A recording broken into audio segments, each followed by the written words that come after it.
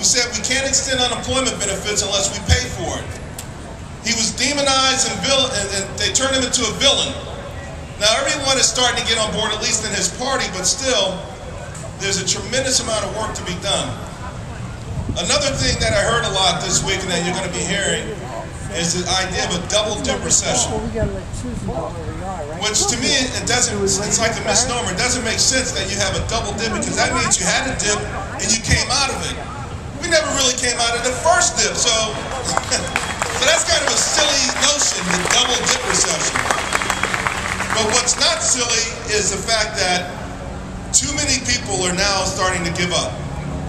Too many people are now just losing faith. And I understand why they're losing faith, but it's also very dangerous because a lot of what's going to happen to us in this country is going to be self-fulfilling.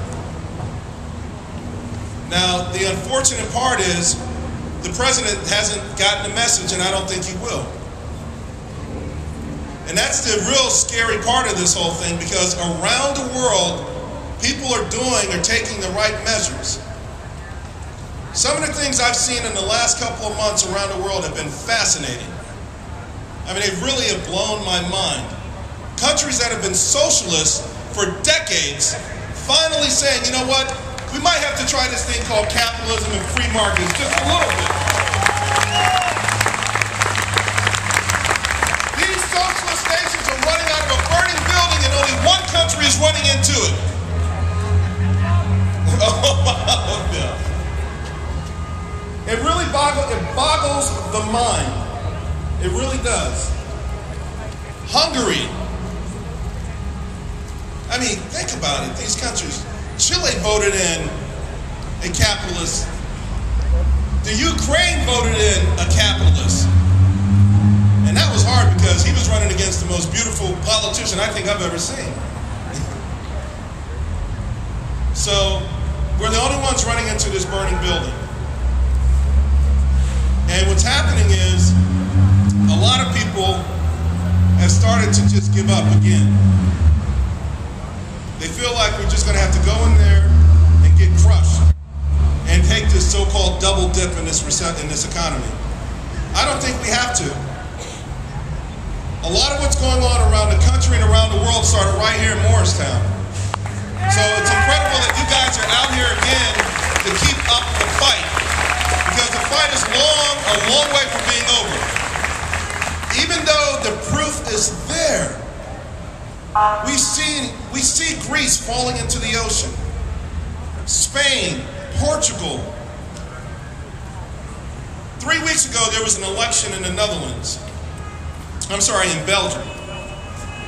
It didn't get a lot of press here, but I thought it was fascinating because the Separatist Party won the most seats. And what did the Separatist Party want? Less government spending.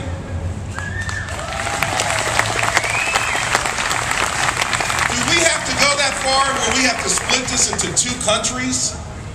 Just think, the way Belgium is set up, in the north you have Flanders, and in the south you have Wallonia, which is the French speakers. In the south, where the French speakers are, that used to be the elite, or the elitists. You know, it was an industrialized place. They made all the steel and things like that. And of course, they made all the rules. Well, as time has gone on, the more industrious north started to scratch their head because, you know what? These guys in the south are like 33% of the population, but 60% of the welfare payments. The 33% of the population, but 20% of GDP. The 30% of the population, but only 10% of our exports. We could be a much better country if everybody was working. Novel idea. It's starting to make its way around the world, isn't it? They said, you know what?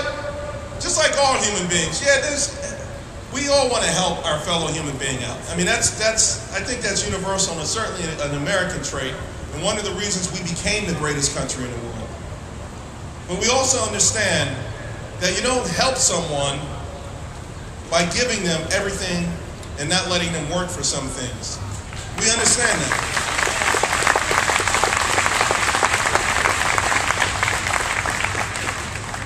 And if you start to talk about a shared sacrifice, make sure it really is a shared sacrifice. Because we're going down a path in this country that's going to be ugly. You cannot take money from taxpayers and say, I'm going to bolster the government, make it huge and gigantic, and only make sure that people in unions get paid. Union workers are making $36 an hour, benefits and everything. Non-union workers are making $27 an hour. How much longer will it be that your next door neighbor, you're going to watch this person retire 10 years before you did? Not only did they make more money than you did, but you're supplementing their retirement. I mean, this is the path that we're heading down, and that's what's really very scary. But even before we get there, it's this notion that they want another shot. They want to do it all again. Let's do this stimulus thing one more time, because obviously it worked so well the first time. No!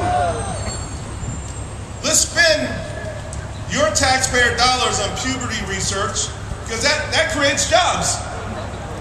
Sperm research is a great job creator. Didn't you know that? You didn't know that, huh? So we're going to have a couple of things that we're looking down here. They're going to really push really hard for more spending. Obviously, there's been some pushback, but I think anyone who gets complacent right now, or anyone that gives up right now, making a real big mistake.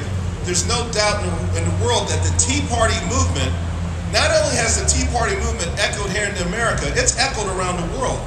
Countries are listening. Do not think for a minute that what happened here in Morristown last year did not have an impact in the elections in the United Kingdom, because it did. It really did. But they are fighting back because it's too much power. They cannot give it up. They cannot give it up. Yesterday we had the jobs report, or we should almost call it lack of jobs report. And the president spoke about it. Among the other things that he said that really was offensive was that we're heading in the right direction. Yeah. There's going to come a point where you can insult people's intelligence, but so much. There's going to come a point where you're going to tell people things are great and they know they're not great. We've got 7 million people in this country who've been chronically unemployed. What that means, they've been unemployed 27 weeks or longer. By far the largest ever. I think previously the record might have been 3 million. And the needle is not moving. So what we've actually are creating is a permanent underclass. And these are people that are formerly very proud, hard-working Americans. And after 1, 2, 3 years of unemployment benefits, no training, and no hope, they are going to be a permanent underclass. The government likes permanent underclasses. They like to soften them up and say, hey, don't worry, you got a friend. You need $400 this week? We got it for you. I've seen it firsthand. If they can do it long enough, they think they can get these people, and often they do.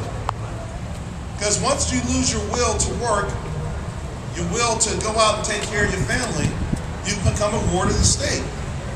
And that's what the game plan has been all along. To turn as many of us into wards of the state as possible. We stopped thinking. We stopped caring. We stopped trying. We're like little birds in a nest waiting for big government to bring us some worms, some crumbs, and we're thankful for it. I've seen people argue for higher minimum wage. How stupid is that? I don't want minimum wage. I would never fight for higher minimum wage in my life. So we see the psychology, and this is the battlefield.